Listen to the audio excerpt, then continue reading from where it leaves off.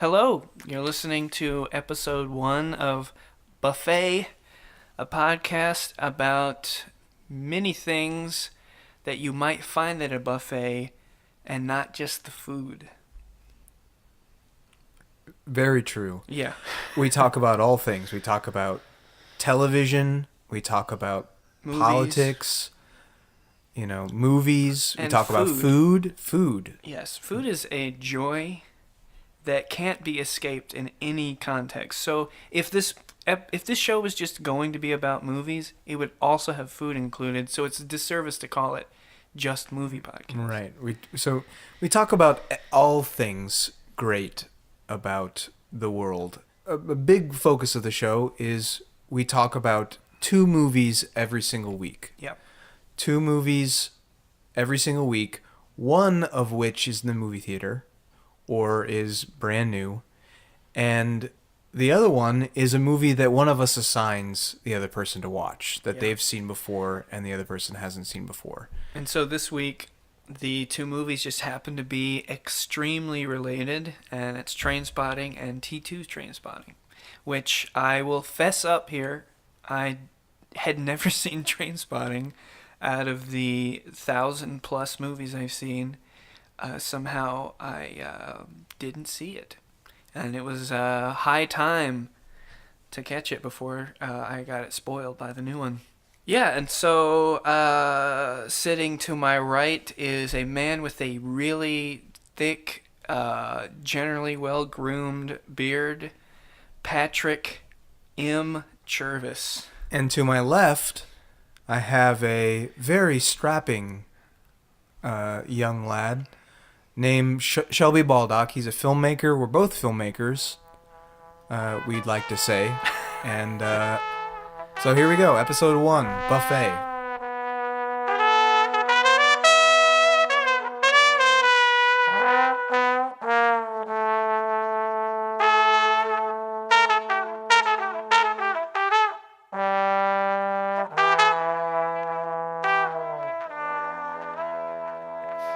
Some of the games that I get the most nostalgic feelings from. Mort the Chicken?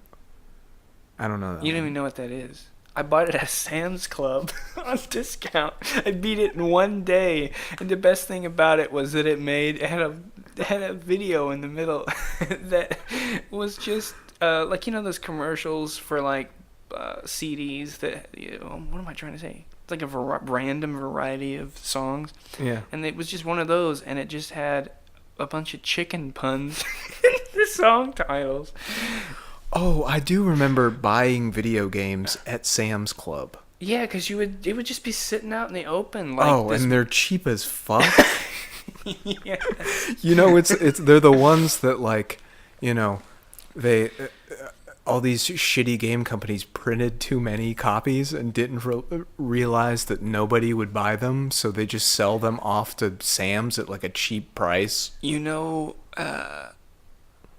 What else was bought from probably the exact same Sam's Club, the one on you remember the Sam's on Covington Pike in Memphis? No, I don't. I used to go to that all the time with my mom growing up because she was a hostess, right? So we would go to the actual Hostess bakery store and we'd buy all the bread there, and then you go right down the street to the Sam's Club and you buy all the extras. Yeah. The extras, and I bought Mort the Chicken and a Spanish language How the Grinch Stole Christmas starring Jim Carrey. I can't get over the title Mort the Chicken. And what system was this on? PlayStation 2. Oh. Wait. Was it 2? Did they have PlayStation PS2 games in the Square cases ever?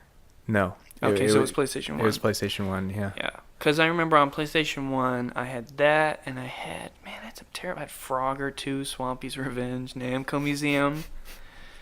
God damn, I can't remember. I had a plethora. I mean, on Super Nintendo, I had some unbelievably forgettable games. I had that NBA game. It was not NBA. It was just Michael Jordan's haunted house game.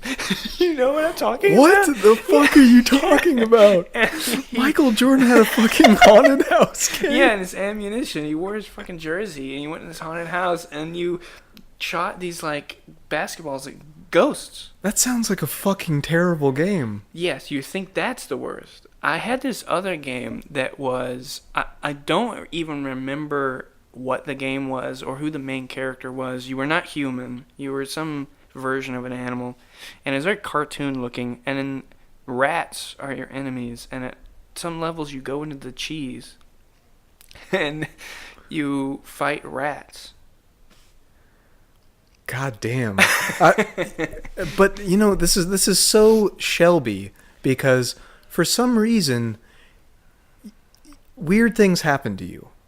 You know what I'm saying? Do you not feel that To like me, to we you? we both have friends that weirder things have happened to. I know that, but it seems like your entire life have been, I don't know, like weird things just happen to you. Like for instance, like okay, like the video game thing, you know? I've never even heard of any of these video games that you're talking about. Oh. Like I don't even know that they exist. And I'm pretty knowledgeable about video games. Well, I mean, but I still had like all the Super Star Wars games. I had yeah. F-Zero. I had well, actually on PlayStation 1, I didn't have anything very memorable. I don't remember what I had. On PlayStation 2, I had like ATV Off-Road Fury. Dude, who didn't? Though? I That was feel a like good I game. feel like PlayStation ushered in the era of like, you know, let's make as many fucking trash games that we possibly can. But anyway, you brought up Sam's Club. Okay. Do you ever remember that they used to sell Star Wars action figures at Sam's for like really cheap? No, I didn't really buy Star Wars action figures very much. I had a few, Yeah. and I had what I was really into was the Micro Machines stuff, Yes. where you had little tiny things, and I had a what is it, 7.5 by 11 or 11.5 by 7? The you know, page, standard paper size magnifying glass. It was Yeah. a sheet magnifying Okay. sheet. Yeah. Oh yeah. And yeah. I had the Hoth full base Micro Machines and a couple things. And what I did was I sat on a shelf, and I just displayed everything on there with my things. And I took the magnifying glass, and I put it in front of the whole thing, and I had it displayed for everyone to see, because then I was like, look, it's better than in real life. You can look through it, and it seems bigger, like an IMAX. Whoa! Wow, you really thought this out because. And I left it there for months. I wouldn't play with it. Where'd you get the idea with the magnifying? Well, the magnifying glass came with this atlas that my parents bought me. This atlas book. Yeah. Dude, I remember. Well, you know, that's good that you got those Micro Machines because those are actually worth more than the they're fucking gone. action figure. Oh, they're gone. Everything's gone. Oh shit. My uncle was hardcore into Hot Wheels. Like to the point that in his house there was a room only with Hot Wheels. Yeah. And he was the person that would be like, you know, you get the series, you keep them in these cases, and in years to come they'll be super worth something. And I had like the Hershey series and all this stuff. Yeah. But I think, you tell me this. I'm gonna sort of pose it as a question. Okay, we're the generation that really came up with Pokemon. Okay, in America. Yeah. And the whole thing about Pokemon was at first, actually, in my mind, I don't ever remember it ever being about the game. I always remember it being about trading, collecting. Oh, for sure. Well, because if you actually sit down and play a fucking Pokemon card It's not game, it's good. boring as fuck. I mean, people got into Yu-Gi-Oh, right, and Magic. Those are similar. Isn't Yu-Gi-Oh's kind of similar to I it, mean, right? it's still the same shit. It's like who has the time growing? I mean, you know, when Pokemon cards came out, I was, I don't know, fucking 12. No, maybe even maybe I was like 10 or It something. definitely was elementary school, because the people that I was hanging out with and trading cards with, I didn't really see after that. Like who at that point in their life has the fucking patience to sit down and play a So this is card game? This is what I'm getting at. collecting things for a lot of our generation got ruined by Pokemon. Yeah, because all these companies just latched on to like, oh, let's sell as many variations of something as we possibly can.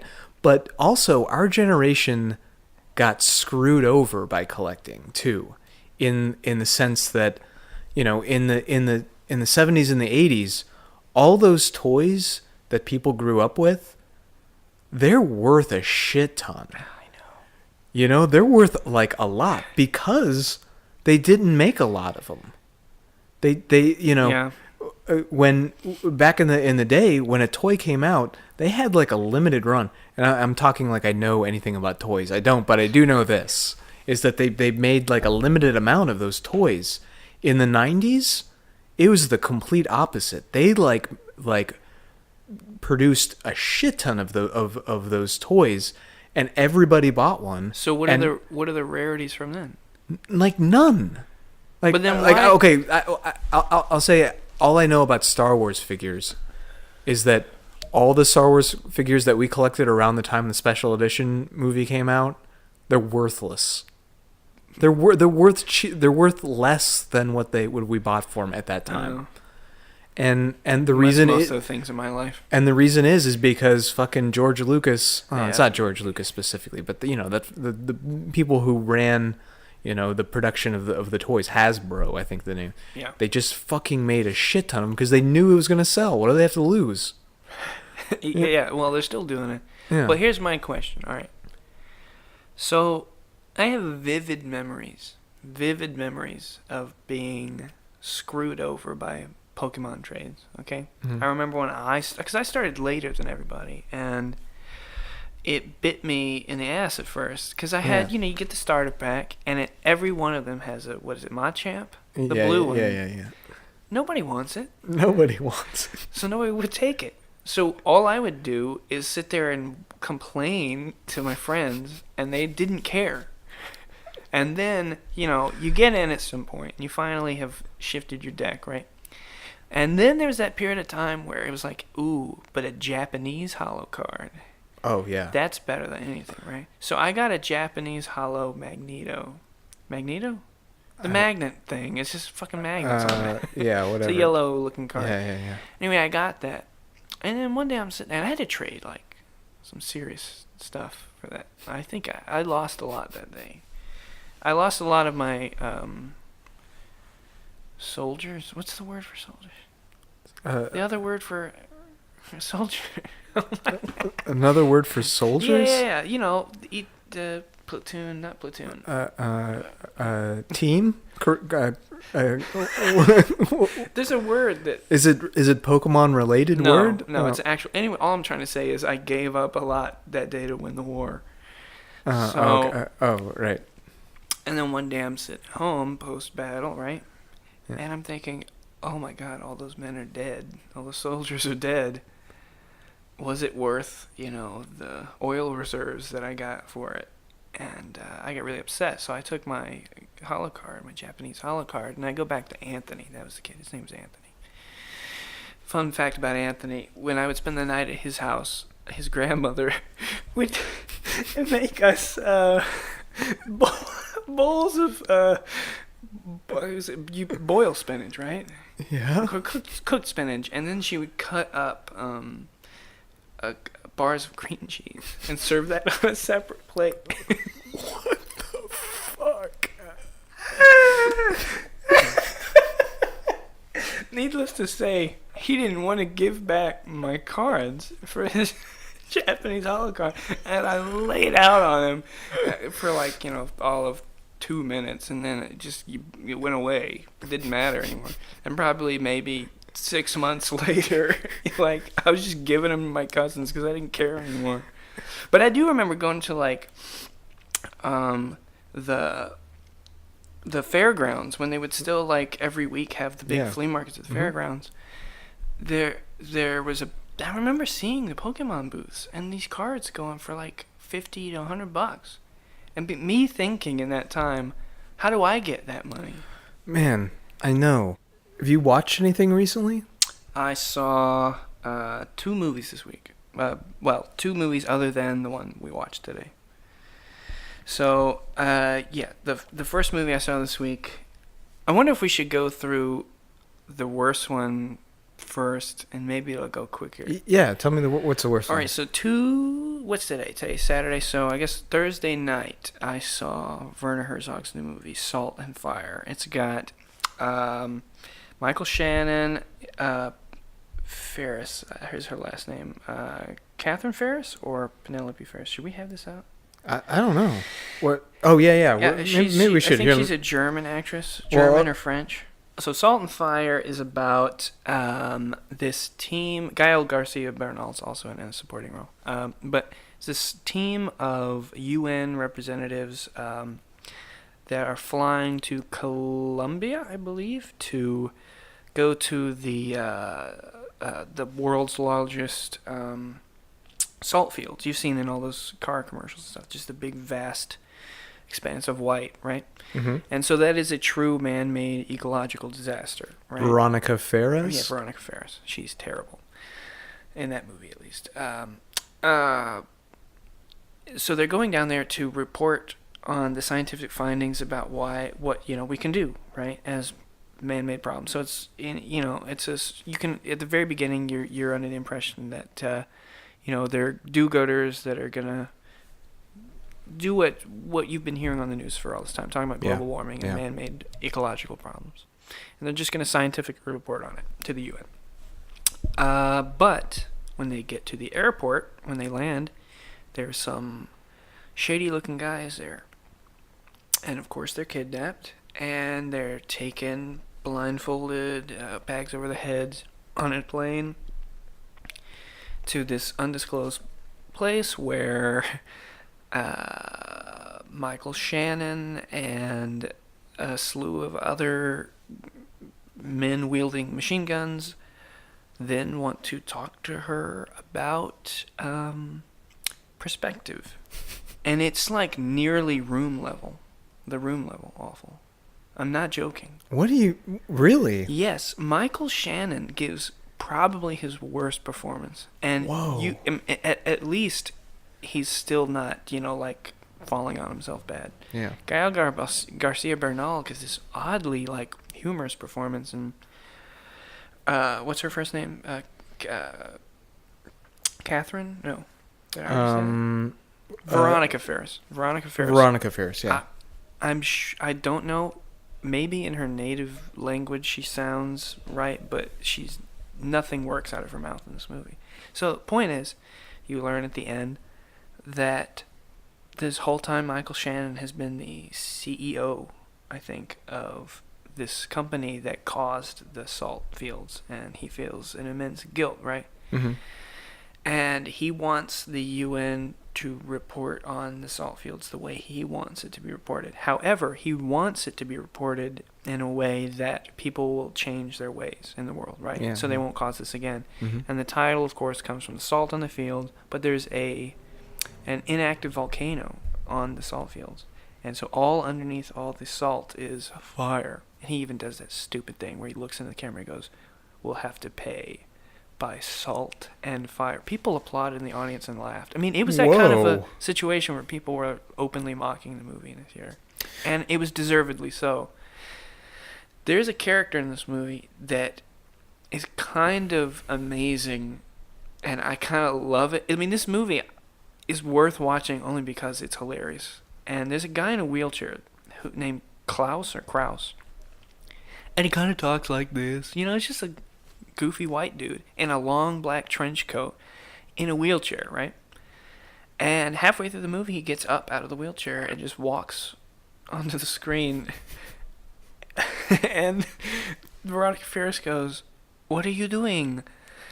I thought you could not walk." Yeah, we're all asking that lady. We're watching the movie right now. And then he goes, "I only use the wheelchair when I'm tired of living." And that's it. That's the explanation. And so then the rest of the movie... What the fuck? Then the rest of the movie sort of randomly he'll be in the wheelchair again. I mean, and then on top of all of this, the dialogue is poorly written. There's only one good scene in the whole movie, and I saw it before I saw the movie. It was a clip. And Oh, they fucking did their job pretty well, because Well, it's probably according to you, the best scene of the movie, so you wouldn't fucking saw it. yeah, and it was a beautiful scene. But then the cinematography is awful in this movie, dude. It's terrible. Do you think that's because Werner Herzog insists on making like 4 movies a year, so he probably has to. I would say this. I would say that the intentions of this movie actually are good. And the whole idea of using a place where you can lose your perspective of vision, but the idea of it being, okay, then that's the place where you gain perspective in your mind. Yeah. And then the whole idea of the movie where we're talking philosophically about perspective, and then the whole idea of the scene that I saw was that you're in a hallway, and as you're looking down the hallway, it just looks like a monk sitting under a tree. But as you continue on, it stretches, and it starts to make this image of a boat in a stream. Mm-hmm. That's really cool. All this is great. It's 100% poorly executed. Wow. Totally worth seeing because of it. Oh, really? Oh, wow. And on top of that, the screening I went to was the New York Film Critics Association live screening, and afterwards they were supposed to host a live broadcast Q&A with Michael Shannon. Yeah. Almost the reason why you would go see this, right? Mm-hmm. It kept messing up. It started 3 times, and by the 3rd time, I was like, I'm out. Whoa. Yeah, it was great. It's interesting because the way that you just described the plot of that movie, minus the you describing the really shitty scenes, I would probably go see that movie. It sounds fucking interesting. That's every description of a Herzog movie always sounds interesting, and at no point is it good in this version though. That's the problem. He I don't know what this is going to sound like, but you know how a lot of these aging sort of legendary directors are just like, it seems they are incapable of making a movie sometimes. And aside from his documentaries, this is ringing like hardcore true in his narrative stuff right now. Because I haven't seen Queen of the Desert with Nicole Kidman, but I heard it's pretty terrible too. Yeah. It seems to be kind of a running thing. In the history of films. I mean, this is not like a new thing. Like, directors tend to not make good shit when they get older. That's true, but then I know you didn't really. I don't know if you cared. Did you care for Midnight in Paris? I never saw it. You never saw it? Okay, No, I never love saw it. I love that movie. Everything surrounding it that he's made. I mean, I know that Blue Jasmine got good reviews and stuff, but I couldn't care less for it. I mean, his 2 Magic in the Moonlight and Irrational Man, those are god-awful, interminable movies. And I like sitting in the theater just going like, I got to do something better with my life. That's what I think. But then you have that Midnight in Paris movie, and I'm like, I'm going to come back. I'm going to come back. But Believe me. But with Herzog, I mean, he's pretty consistently great with his docs. Even a bad one is still worth watching. I mean, there isn't. I don't know if he really made a bad doc. Actually, he's always, because you can't. Docs can be completely boringly made. But I can tell you that he's made a couple dull. Yeah, but that's like that not the same as bad. Into Into the Abyss. Is it Into the Abyss? Yeah, the one about Prisons? the prison. Yeah. Yeah. I think we saw that together. It didn't hit me as hard as a lot of this stuff. Did we see that together? Yeah, we saw that together. On Valentine's Day? Because I watched that movie on a Valentine's Day. I don't know if it was Valentine's Day or not. I think I watched that Why? in the What's theater the- on Valentine's how do Day. you and know then that? Walked around. I remember vividly. It was either that or I'm connecting to events, because I do remember seeing a really bleak movie with on a Valentine's Day where I didn't have a girlfriend, and then walking around the mall just complaining. Jesus. We live a storied life. I think I saw that though in Studio on the Square in Memphis. That's where I saw it. That's where you saw it. I think I saw it with you. Maybe over the years I have somehow placed it on Valentine's Day. Actually, you know what? I think I might have seen that at the Ridgeway 4. Huh. Anything else?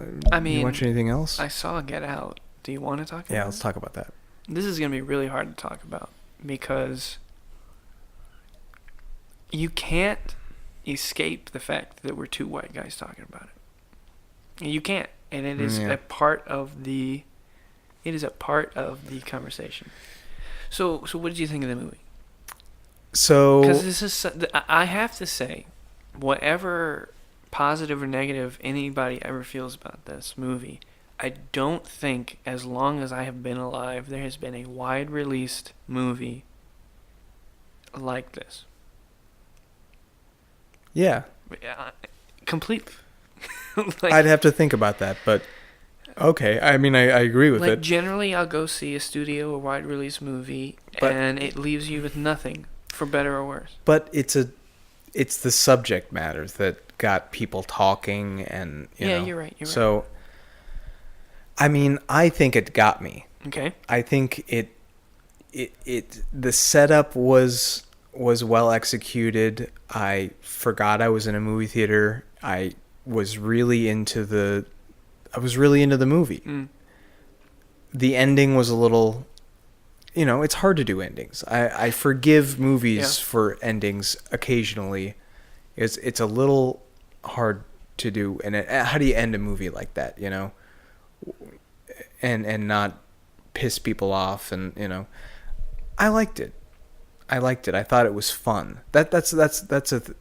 Usually when I see a horror movie, it's not fun. Yeah. It ends up being like, this is stupid. you know? Generally nowadays. Yeah. Generally nowadays. But Although there's still a lot of good horror movies that exist that I think come under the radar. right. But yeah, there are scenes in that movie that are like really well executed and like What's get your me. favorite scene in the movie? I really like the scene where he realizes that his phone is being unplugged and is slowly losing battery, and he's not unplugging it, and the maid walks in, and And he almost. like gets her to switch back in, and the tear rolls down her cheek. That was a pretty fucking awesome scene. I thought the sunken place scene was. Yes. So like that was. There's something very disturbing about that. Well, it was I thought the most uniquely executed scene in the movie. Yeah.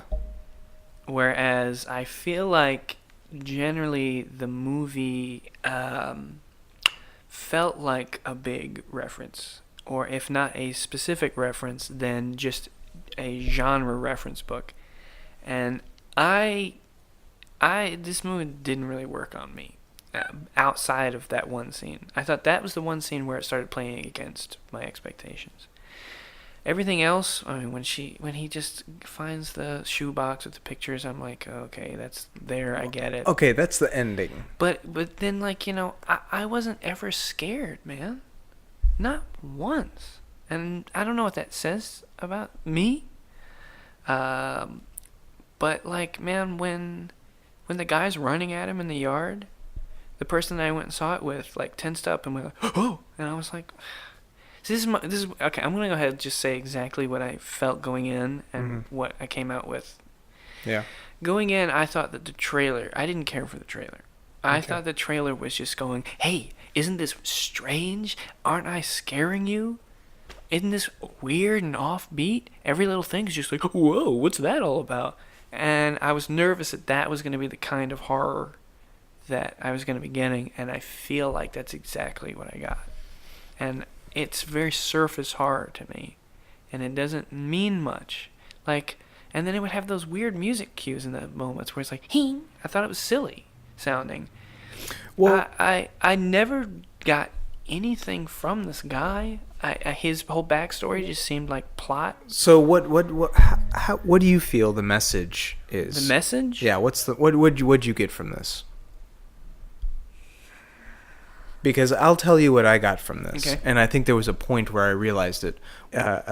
Blackness is cool, but we're losing a part of what being cool, what being black is. Yes. by their appropriating. exactly. Yes. Yeah. Which is a kind of a complex thing to tackle. I mean, Yes, that's completely worth tackling.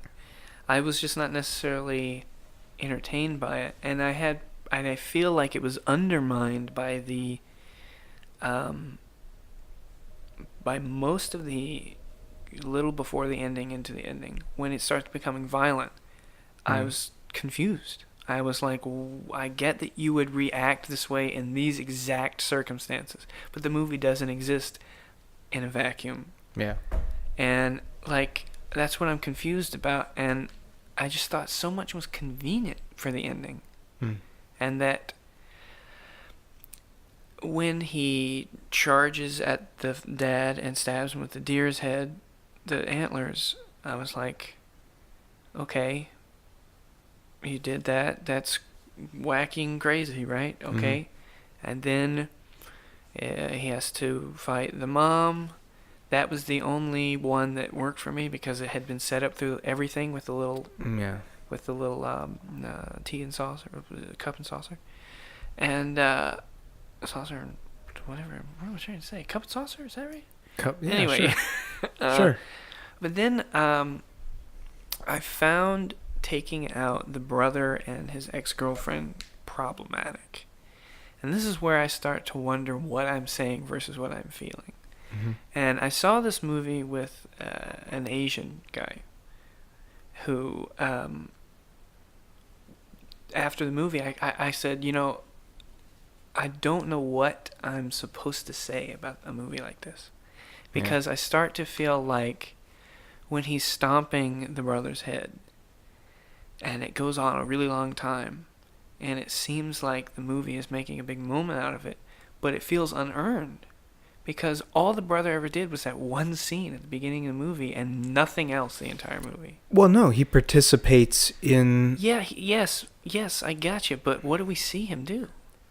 It does. I mean, I don't think that... I mean, we don't see the dad doing anything either, you know? You see the dad preparing to do shit, though. Well, That's but the son is fucking preparing that, too. You see the dad preparing for surgery, and you see what he's completely capable of. You see the mom do the therapy thing, and we know that she has control over him, and then we have the entire story of the ex-girlfriend or the girlfriend, but the brother just seems there to act like the creepy brother for that one scene, and then he gets his face stomped in a sort of revelatory scene, which is bothersome to me. And the reason why it's bothersome is I just don't understand. I don't understand what I'm supposed to get from leaving her in the road at the end. Is it connecting to the mother story? Because you just did that with the maid that you hit in the car, and you got to get her out, and that lets her come out with the gun and follow you, and then you have these bits of humor that none of them worked or land for me. And the ending with the TSA stuff, I'm like, this is completely irrelevant to me. And like, if the movie had been more about the psychological game play and less about the isn't this so weird, then I would have probably enjoyed it. Because to me, I don't know where the movie stands, and I don't know exactly what it means. What you said, I think, is part of what it means, not the whole. Yeah. And this is why it's so strange that it seems like a movie that wants to be transgressive and progressive in terms of what it's doing as a movie makes me feel like I don't know what to think about it. And I don't know if that's positive, negative, but who am I here to have a conversation with? You.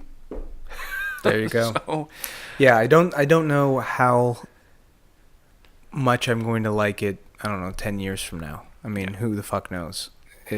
It seems like a very... Well, it's so clearly referencing 80s horror. 80s and 90s horror. And I don't care about that. This is a moment I'm having now in the theater. Right. So, I don't know. Well, there you go. Okay, so we're going to take a break, and then we'll get into our two movies of the episode. Trainspotting and T2 Trainspotting. The third hour of the episode.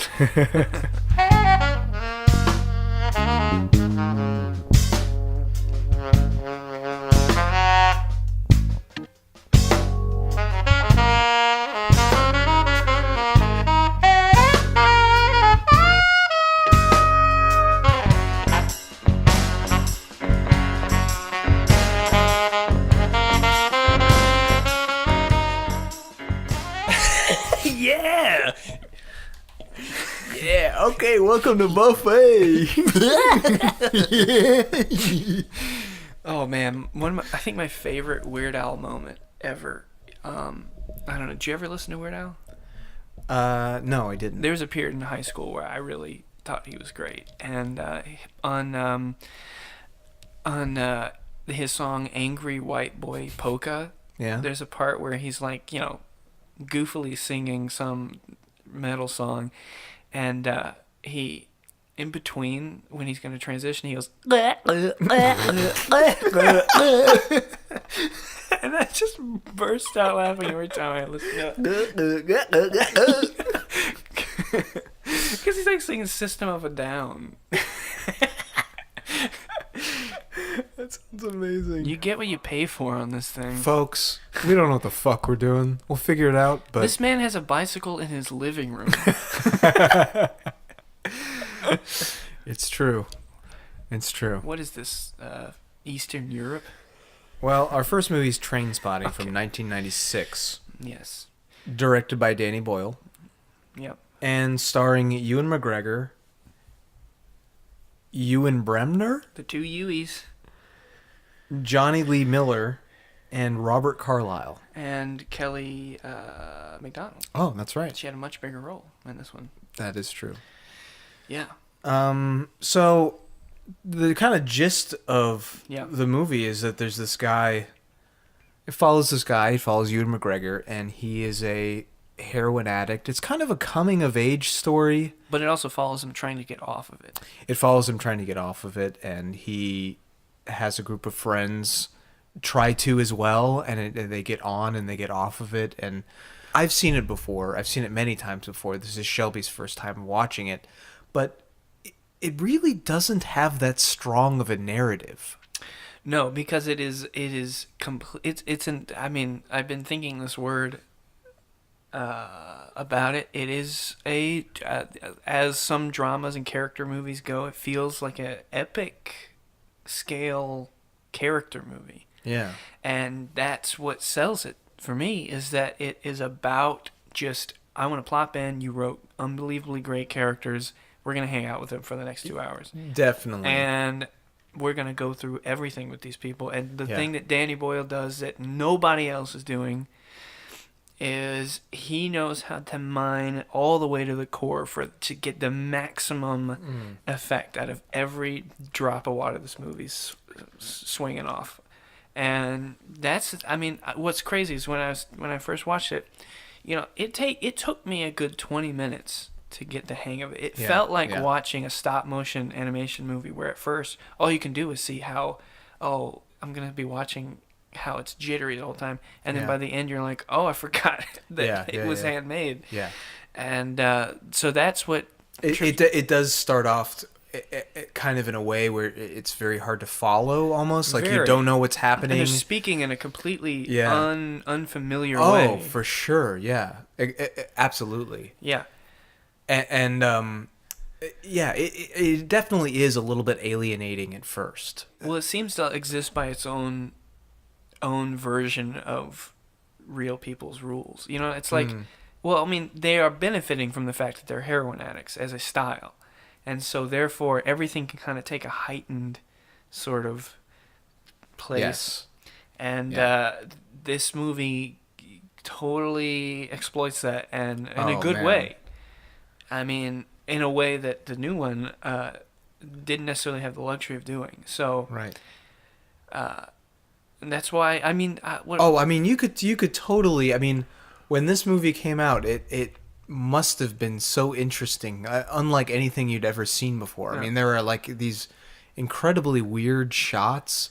Like for instance, that shot where he overdoses in that guy's house and falls into like almost like a coffin shaped part of the rug. You know what I'm talking about? Right, which I'm going to say this real quick in Yeah. connection with what we were talking about. When that sunken place scene starts in Get Out, that's Yeah. immediately what I thought. Yeah. Because it's a similar visual style. It is, yeah. Yeah. Right.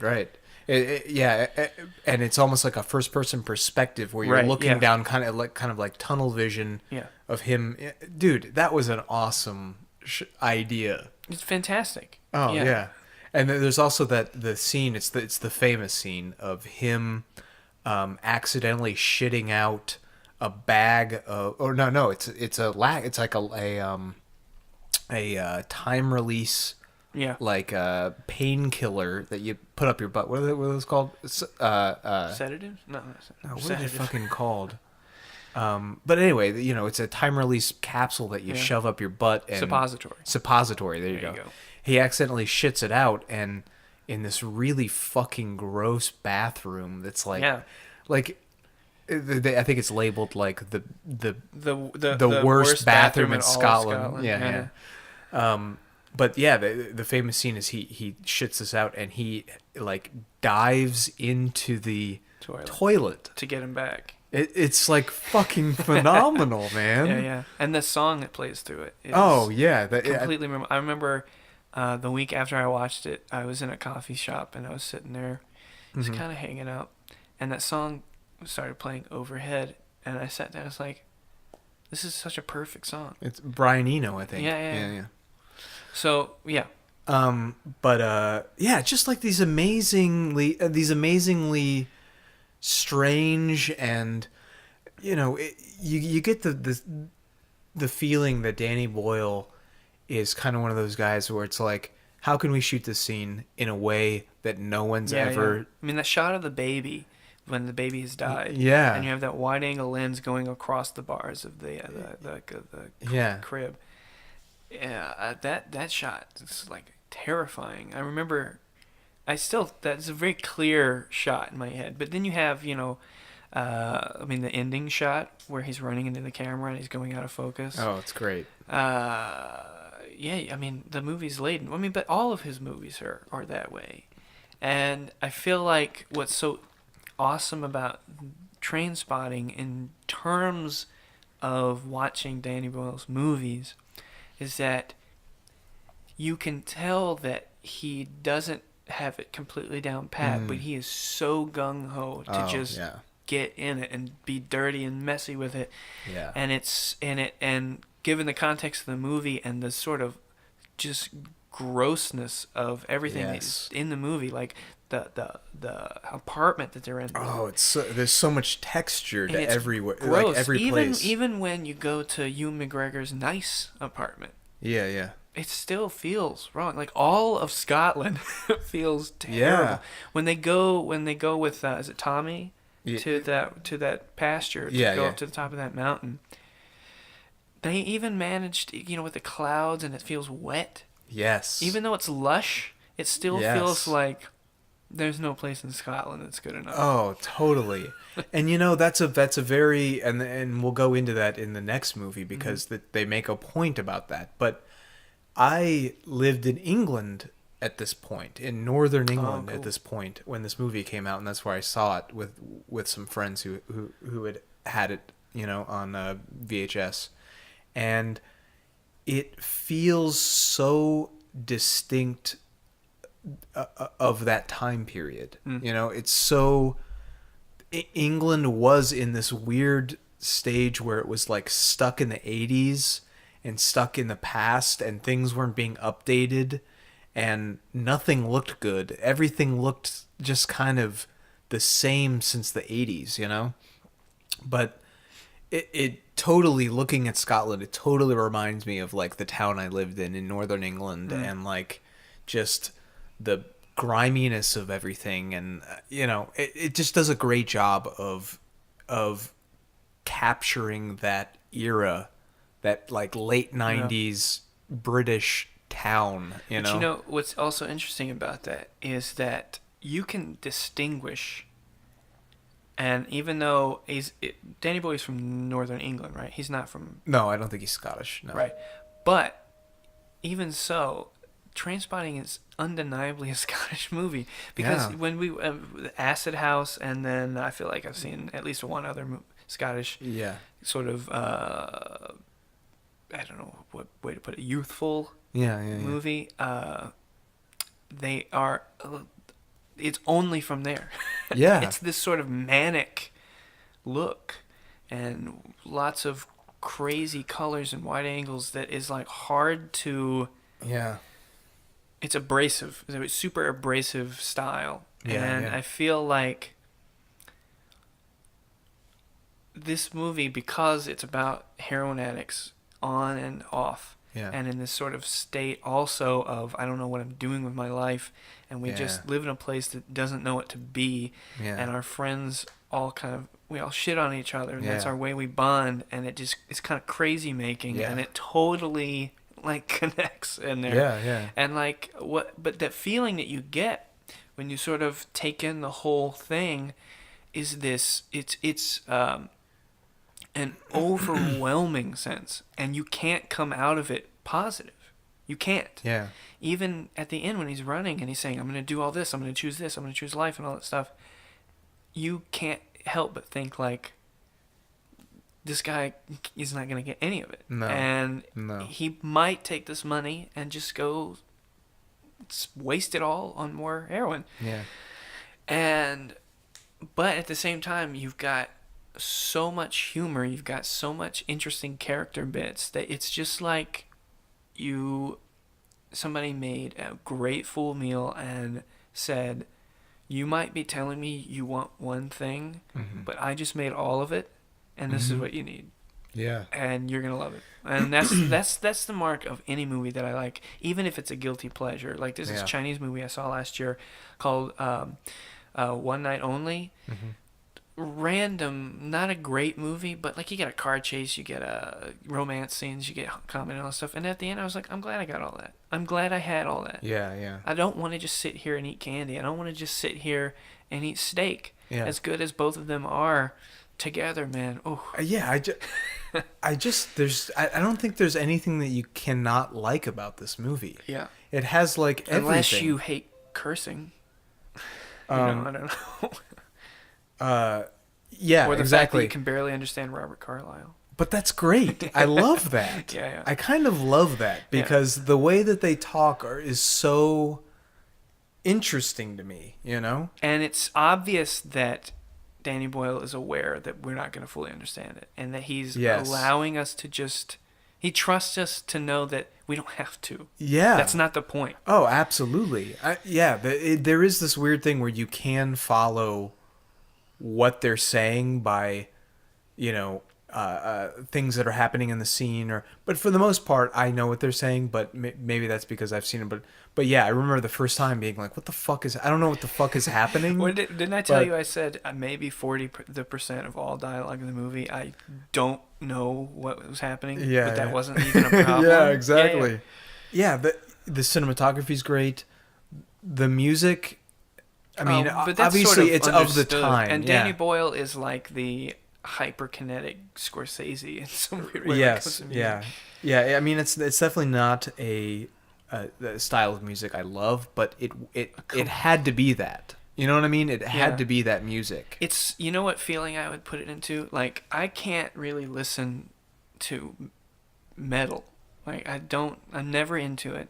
Yeah. But I remember one time going with a friend to a show, and the moment it started, I was like, I love it. I'm loving it right now. Yeah. And then you put in a CD, and I'm like, what is this nonsense? But Right. that's the feeling I get from it, although much more positive than that. Because outside of the movie, well, I think it's so perfectly paired that forever, that Brian Eno song, how can you ever hear that song again Yeah. and not see him swimming in the water? Exactly. How can you ever do it? Yeah, yeah. If you've seen this movie, that is, they're forever intertwined. If that was the most popular thing that Brian Eno ever produced, Yeah. the obituary would talk about how it was Yeah. connected with Trainspotting. Well, how do you feel about the ending? When he takes the money, Yeah. well, he lets me down, but I completely understand it. Right. And when he gives that look to Sick Boy, Yeah. not Sick Boy, Spud, Mhm. it all makes sense. And it's just the trouble of their relationship, these four guys, because you know that if in that moment, Frank, what's his last name? What does he go by? He goes by I something. think it else. goes by Franco. Yeah. Yeah, Frank or Franco, I think. Yeah, but I thought, anyway, if he were to wake up, I mean, the building would crumble. So, Yeah. and if Sick Boy woke up I mean, their relationship would forever be over. And Yeah. you can only understand that Spud would be the one that would say, please don't do it, but he wouldn't rat him out. Yeah. And there's this feeling of, oh, wait, when they get that job, you know it's not going to end well for everybody. Yeah, no. Even if it ends well as a deal, Right. it's impossible. The nature of their relationship is impossible. So, And also, I feel like throughout the entire movie, you're like, I remember thinking, you know, why are you friends with these people? They're terrible. You know, they're interesting, but you know, Robert Carlyle's a fucking, you know, maniac. well, but I don't think he necessarily is close with any of them. It doesn't feel that way. It feels like a guy that tags on and is his own man. Right. Yeah. He was the one who decided, hey, I'm leaving everything. I want a different life than what I have. And I'm leaving all of it behind and starting a new life. And he fucking succeeded in that. And he was brought in again by these idiots. And, you know, he fucking deserved that money. Yeah. Well, let me ask this. He's probably the only person who wouldn't go and spend it all on drugs. That all makes sense, but it also seems logical. You know what I mean? But I feel like if it had been Spud would have left them all their money and then left while they were sleeping. Right? Yes. Because I sense fairness in Spud. And that's the thing with Ewan McGregor's character that makes him worth being the main character in the movie. Because he's a person that you as a normal human being can relate with and say like, yeah, I can understand you're a good guy. And then you're going to fuck up, you know, on a regular basis. And that you would be tempted to do this thing, and then there would be a moment where you just do it. Yeah. And it makes sense to me. And that you would say, wait, no, I can rationalize with myself that this is the most positive thing I can do with myself in this moment. Yeah. And, yeah, because he's not perfect. And he's a person that can let you down, but also has a sense of morality and ethics that seems less so in Sick Boy and seems beyond capacity for Frank. Oh, absolutely. He's just a fucking monster. Like that scene at the end where, you know, they sold the drugs and they just let him in the room and he's just destroying the place. Yeah. Oh no. Oh. The scene at the bar, like right after they get the money and you know, he goes to the bathroom. And he stabs that person's head. Dude, he fucking like he like grabs a fucking cup and like shoves and breaks in the guy's face. Yeah, you're And, right. like, I remember wincing at that. But I think that moment is where he goes over the line. Yeah, You know, because in previous scenes where he does that, it's funny. You know what I mean? like when he throws the thing over his back. Yeah. We understand he doesn't care about the consequences. Yes. But we also understand that he's not really taking anything out. He's not trying to use somebody as a punching bag. Yeah, he's just trying to have fun. Yeah. He loves fighting. He loves confrontation. He loves the craziness, you know. But that one scene at the end in the bar, he goes over, you know. And you see it in Ewan McGregor's eyes. This guy doesn't deserve money. Yeah, well, you can tell already that their relationship has changed, and you don't know who to trust anymore. Absolutely. Yeah. But should we move on to I feel T2? like I want to start. Yeah, because we should talk about T2. Making it about both of them. Right. Yeah. So we literally just saw this movie probably like 3 hours ago. Yeah. T2 Train Spotting. 2017, directed by Danny Boyle again, and the same cast. It seems to be the same everything. Pretty, almost, yeah. except for the new girl. Before the new girl, right. It is the sequel to Train Spotting, and really? It is. It's not Terminator 2. We're not reviewing Terminator 2 today. By the way, do you think they named it that on purpose? So now everyone will wonder. Well, I don't know. Why do you think they called it T2? I mean, there's I mean, already is a it very not- popular movie called T2. I mean, could I be in my complete ignorance correct though, in thinking that it's related to trains and the numbers of trains? I don't think so. Okay. I don't know. Maybe. I mean, Sounds what like does this movie have to do take with the trains? T2 I mean, we to- didn't really even talk about that. Train spotting. What does that mean? Does it have any? I mean, that Well, in T2, They say about it. Yeah. They say it's just literally waiting for trains, right? Watching trains. Isn't that it? well, no. I think train spotting is actually Oh. of is a hobby. Oh, gotcha. It's people who go look at trains. Yeah. But anyway, So who is she? this is I don't know. I don't know. Okay. We'll look up. Was Maybe you can look her was up she Russian? while I'm, or, going- or was she Russian? She was Bulgarian. Bulgarian. Well, the character was Bulgarian. Yeah, yeah. But okay, so it's 20 years later, Yeah. and McGregor comes back to Scotland kind of mysteriously. We don't quite know why. He comes back. Everybody doesn't like him, except for Spud. Sort of comes to like him a lot quicker because Spud is still on heroin and wants to get off, and Ewan McGregor's gonna help him. Yeah. But then, like Simon has, you get this feeling. I mean, he's saying in scenes, "I'm gonna lie to this guy and act like we're friends again. I'm gonna do something to him." And Frank, for the most part, doesn't even know he's there throughout the movie. He's just escaping prison and Yeah. trying to rob people's houses. But anyway, so the main plot, though, becomes that you think Simon has ill intentions of building this new brothel with Ewan McGregor. Mark, I should not just keep saying Ewan McGregor. And they're going to build this Mark, place right. up. And he's going to do something against him, right? Yeah. And then it becomes later that he's going to get Frank to basically hurt him. Right. Right. And that's sort of loosely it. Yeah, right? that's kind of it. And This is definitely more of an ensemble movie than the first one. yes. It's about everybody. yeah, it is about everybody. Well, Yeah. the four, Yeah. and then the sort of this new character Right. of the Bulgarian girl that's sort of in between. Yeah, what'd you think about her?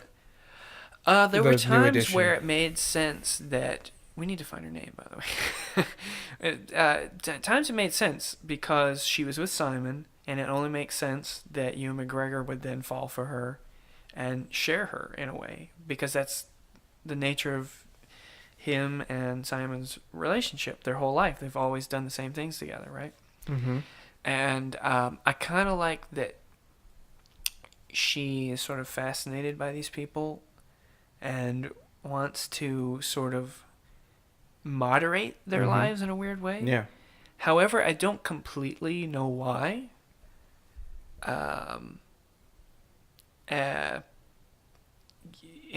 That's just in all honesty. I don't completely know why. I mean, however, I guess you do get a little bit that she was a stripper, right? Mhm. And started working with Simon. And even though he's kind of a dick, she kind of liked him. And then that makes sense why she likes Ewan McGregor because they're similar. Except he's much kinder. Right. And yeah, I feel like in a way it was a disservice not to use Kelly MacDonald in a similar role. However, that would have brought up a whole different can of worms. I don't know if I necessarily appreciated the way they used her in this. No, movie. she seemed a little bit shoehorned in. She seemed like a nod, and that felt like it demeaned her character. But here's the thing. What the heck? Oh, my alarm went off. Sorry. It's okay. Here's the thing, though. Yeah. They mention a lot in this movie talk a lot about nostalgia. Yeah. And I'm wondering why this movie exists, right? Why does this movie exist? I think it's purely out of nostalgia. Let's go back to that time and let's talk about it. let's see where the characters are now. And there's even like shots that are A lot of them. but the thing is that they don't, usually if a movie, a sequel does that, they don't draw attention to that. We're redoing this shot. You know what I mean? Oh, this completely. This will put that shot and the shot that they're redoing next to one another, so you see that they're redoing that shot. You know what I mean? Like that kind of thing. It brings a little bit of a melancholic. Yeah, it does. Tone to it. But I think that it doesn't hold anything back when it's saying we know you love this story, Mm-hmm. and we want you to feel nostalgic about that movie and relive it in kind of a different way and see where the characters are. But also see that, nostalgia about terrible things is not great. Yeah. It's not a good place to be necessarily. Yeah. And that's what I got from that last shot of the movie. Yeah. Is that you can't, this is not good. Yeah. Yeah. But at the same time, there's that scene where Robert Carlyle, Spud is reading aloud his story about the scene in Trainspotting 1 where he throws the cup over. You said Spud. Spud is reading the story. Oh, Spud is reading the scene. Right, That's and Robert Carlyle is listening, and he's like fucking getting Yeah, into yeah. like he's reliving that. Oh, but you also have the whole thing connected. I mean, it's all connected with him. He can't get it up in that movie, so he gets the Yeah. Viagra. It's all, he wants what he used to have. Yeah. But at the same time, he's the only one that was in prison. Right. So he's kind of the only one deserving of it, even though he's the most bullheaded, undeserving Yeah. human. Right. Yeah. And I really like how they had all that footage of them as kids. And all this stuff. And it was all about, like, I'm going to bring up a visual thing that I think I noticed in the movie. I could be making this up, but I feel like it's connected. So in the footage of the past and from the old movie, it's grainy, right? It's older. It's 20 years or plus, right? Yeah. And I feel like I noticed subtly the movie goes from a very clean digital look to having more noise. Like they're going back through the whole movie to that time. Wow, And that's where they end up, is right back where they started. That's fucking, yeah. If that's... Minus the heroin. Yeah, like they're yeah, going to yeah. relive everything and do it again and just get rid of the heroin. Yeah. Yeah, and the mom, too. I guess Yeah. she's dead. But, because at the end he's dancing in that room, and Yeah. all you can think of in that room is nothing positive happened in this Yeah, place. but how about that last shot, though? It's great. Oh, man, where it was pulling back. Yeah. Oh, And God. it turns into like a train. Yes. It's fantastic, Oh, dude. it's fantastic. See, what I liked about this movie was, whereas the first one benefited from having heroin as a part of the movie in context, therefore it informed the visual style. This one seemed to, which I think is really interesting. The visual style of this movie seems really layered, right? Yeah. So it knows that we liked that from the first movie. And then it knows that because we're referencing the movie so heavily, that the characters are nostalgic for that time, that we're going to almost push it a little further. Because, like, this one was so saturated. Like, like, the projections that they do and all the text on the screen, hyper stylized almost. Yeah. Compared to the first one. Yeah. That it seems to be saying, I want it so bad. Like, from these characters want to go to this so badly.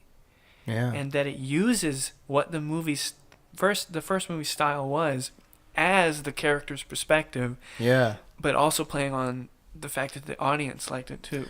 And so, I think there's even another layer to that, in that the movie itself is a comment on sequels.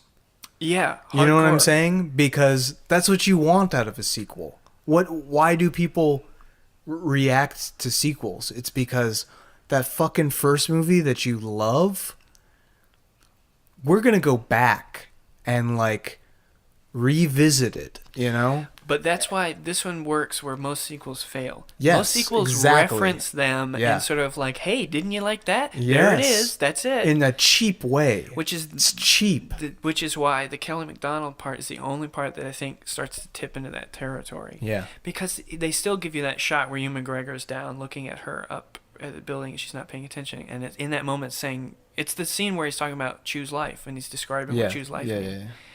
And I just wish they had given that more of a fair shake. But, you know, there was so much. You know what was really distracting about that scene, too? What? It sounded like they redubbed. Really? It was like a lot of, like, most of that dialogue was ADR. So And it you kind seem of- to notice this stuff. I'd never noticed It it. really bugged me, even though I do like that. The update to that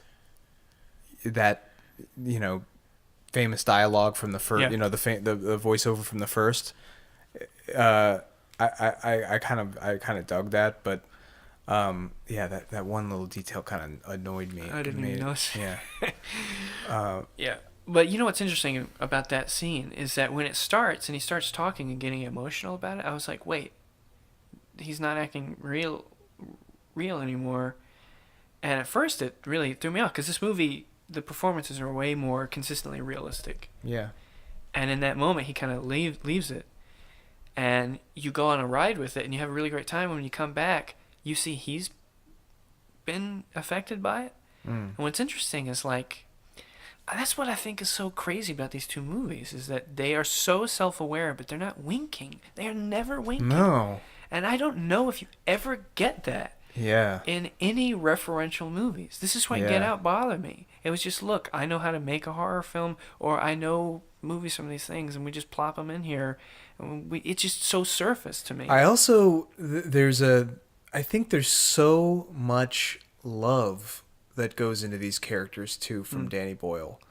I think there's like a definite feeling of just affection towards these people. Maybe even because I don't know, this movie put him on the map. You know what I'm saying? Like this movie, he put in Trainspotting 1996, he put so much of him into it, of himself into it, and people liked it, and this is almost his response and his, return to that point in his life, in Danny Boyle's life too, where he made something that people fucking loved. Yeah. And like, It was like, let's talk about why we enjoy this, or right? Yeah, exactly. Yeah, that's that's why this is like maybe it's that rare self-referential, self-aware movie that isn't being smug. And that is a great feeling, and it's also, you could tell that he worked his ass off to make this as entertaining as possible. Yeah. Without just being like, here's a fucking Millennium Falcon being chased by things through. I didn't really have any expectations for this movie. Mm-hmm. It delivered on anything that I could possibly expect for it. But I did have a small fear that it might end up, I don't know, like a fucking, what the fuck is that movie called? With the Roadhogs? What is that? What? What's that fucking movie that your dad likes with the motorcycles? War. What starts with a W? Wild Hogs. Wild, like a kind of a like we're old and we know it. And we still know how to have fun and. Yeah, it's embarrassing. But that Wild Hogs sensibility is the kind that says high school were the greatest years of your life, which is just such bogus. But yeah. So that's why I thought this movie was interesting, in the fact that it's a return, and it's about how we deal with returning and how we deal with nostalgia, and how we as people know that it's a love-hate relationship with ourselves, and that it's something that we have never been able to reconcile. And we don't know the answer to it. We've never had it. We've never had an antidote to this feeling of elation and sadness that can coexist, and that all we have done in the past is abuse ourselves to sort of make it feel positive, i.e. heroin. Yeah. And in the future, when we know that that can't work anymore, we've lost what can help us. Yeah. And all we can do is sit in that same spot, and that's the last shot of the movie. Yeah. So he goes in there, he puts the record on, he can handle it now, Yeah. and he just has to dance. Yeah. There's no answer. It's scary, and Yeah. we'll never have an answer for it. That's what the movie is, I think. Yeah. Yeah. And that's why I think also that the new character goes back home. Yeah. Yeah. I liked what you said to me after it was over. You said that's like one of the best theater experiences that I've had all year, right? Oh, yeah. Well, because it was a movie. It was a movie. Yeah. It was using everything that you get for free to make a movie. I just felt invested in it. Yeah. Well, because... You know, I have a problem. I have a problem with seeing things in movies. Seeing movies in theaters. Yeah. I get distracted. There's this weird thing where I get distracted. I will look around, you know, if it starts to get boring, or I just lose it. You know? I mean, this theater was well set up for that. But too. it's a fucking small screen. It's super tiny. Like, It was I a think your s- living room is Yeah, about I as mean, if wide we were to as- watch it, on the TV right now, I feel like that's what it would be like. No, I mean, it was much better than that. But, Oh. I mean, there's nothing obscuring the view, and there was nothing drawing your attention away. Right. Whereas in the general AMC or normal multiplex situation, there's so much that they're trying to... I feel like they just don't successfully want you to be only with the movie anymore. And, Exactly.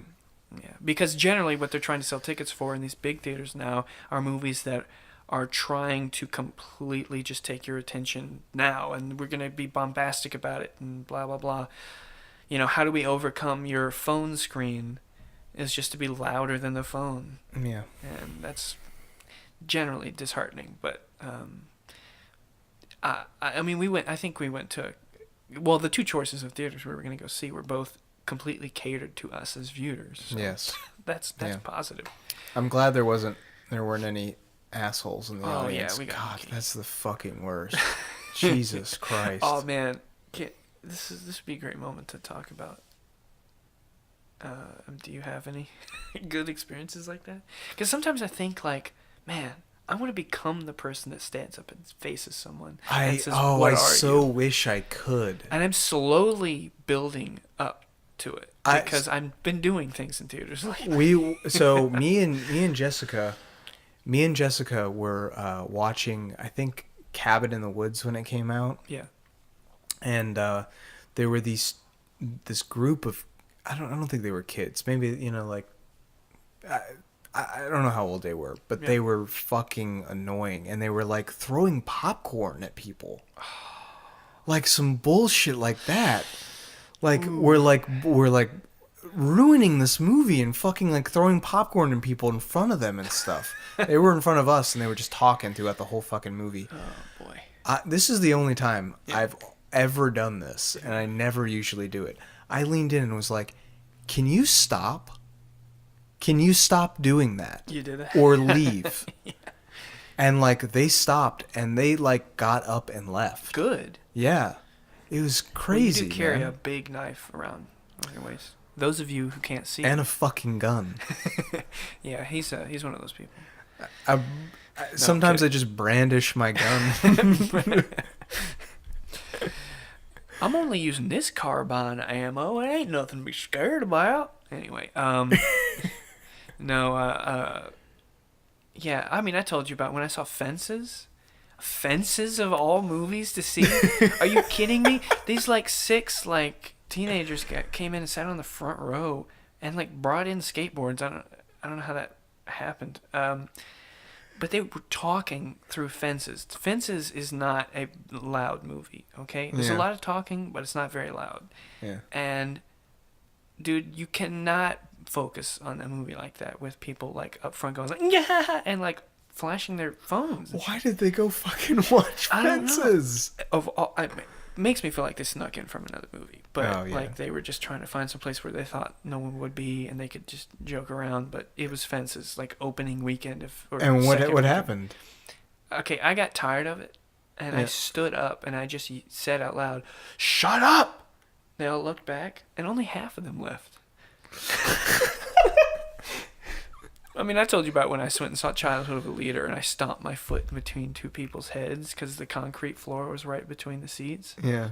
And these people talking at a special screening of a weird, Yeah. obscure art house movie. How do you show up and talk through it?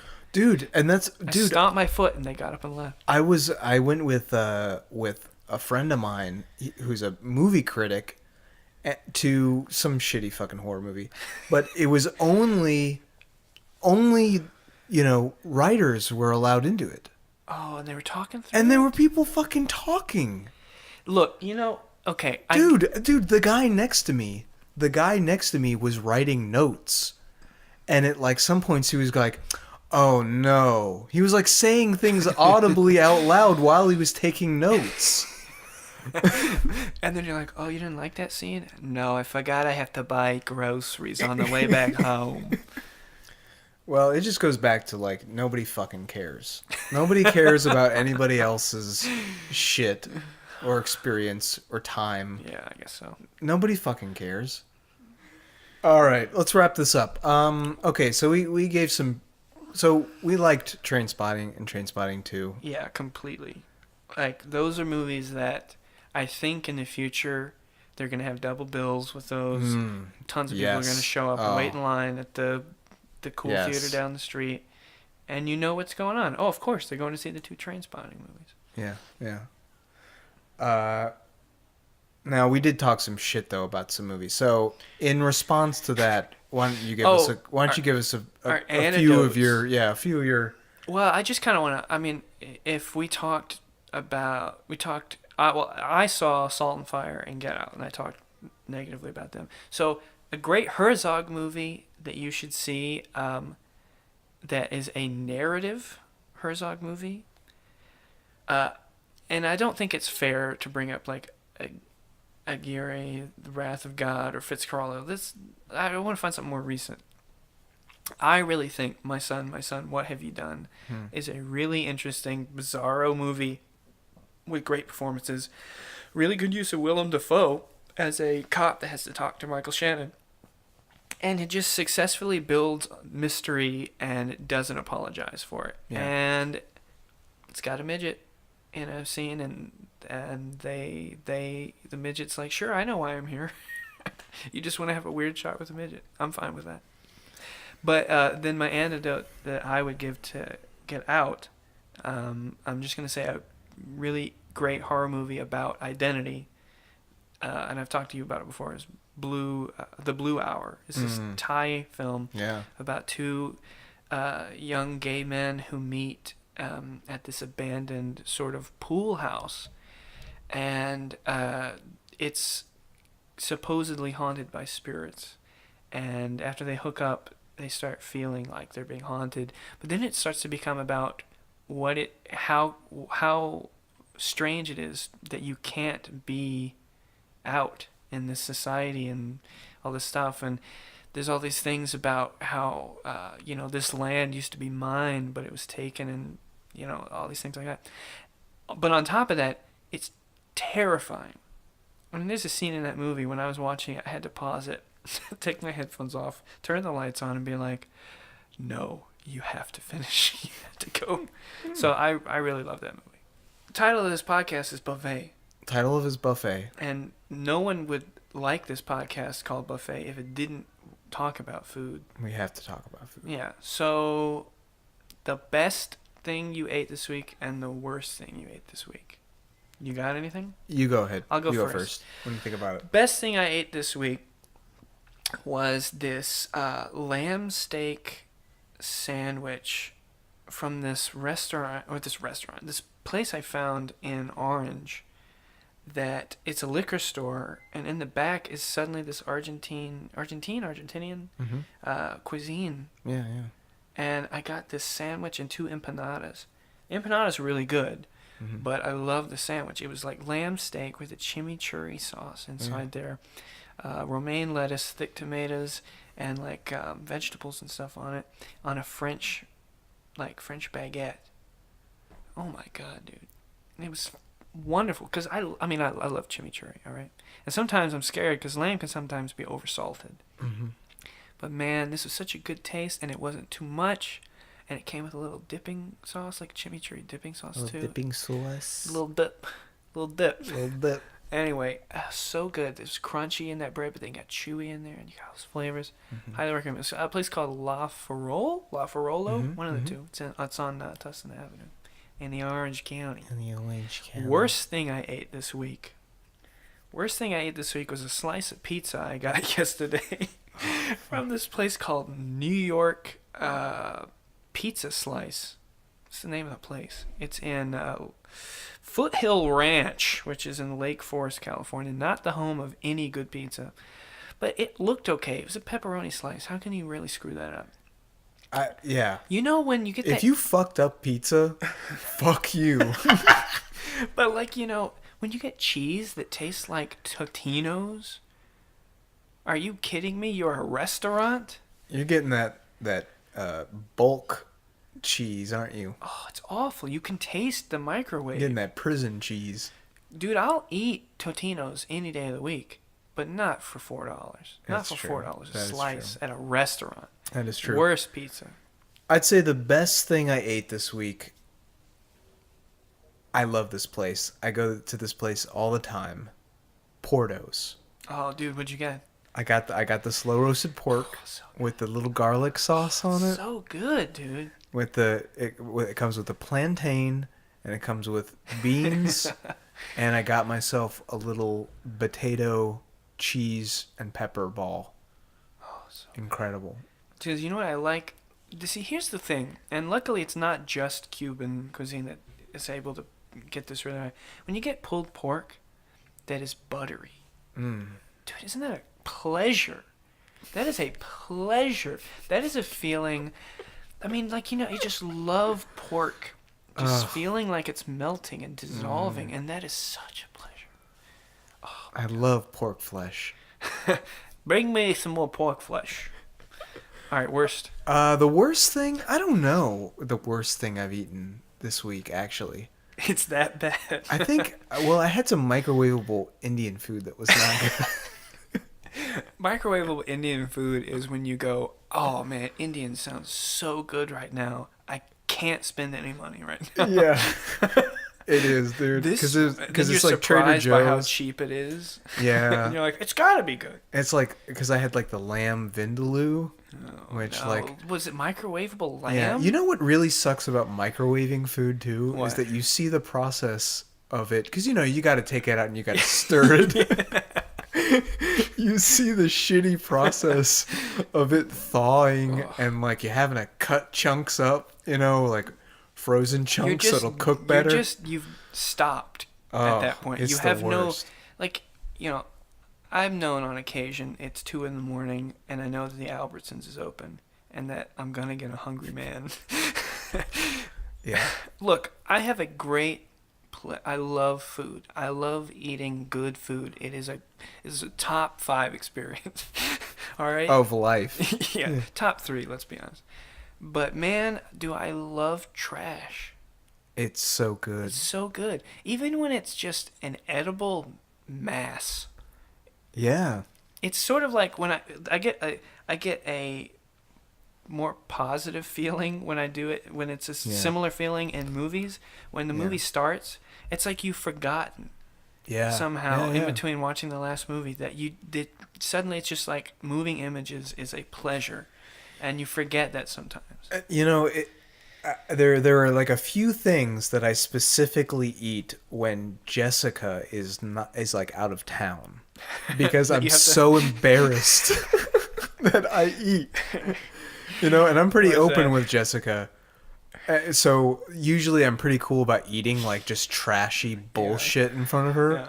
Like there are a couple things where it's just like, no, she can't know that I eat this. But dude, one of my favorite things are just getting ruffled potato chips and a fucking thing of sour cream and just fucking eating an entire container of sour cream That's funny. and a bag of fucking Ruffle potato chips. You are a Ruffles man. You look like a Ruffles It man. has to be Ruffles with that. That's funny. It has to be. Ruffles. I never eat them. I It's- don't know the last this time is I this had is Ruffles. literally the only time that I eat Ruffles. It's when you hide. And when I But even better though is if you don't want plain, if you guys don't like plain Ruffles, go get those fucking buffalo style Ruffle chips. Yeah. Oh man, it's good. That's a pleasure. Awesome. Cool. All right, well there we go. Episode 1 of Buffet. Yep. It's you should let us know if it's good. Let us know. Or if it's so bad that you think we deserve to know, that's almost just as good. That's yeah. Anyway, There all you right. See ya. Bye. Movers and shakers, darling. Movers and shakers, oh. Movers and shakers, darling. They're gonna comfort you.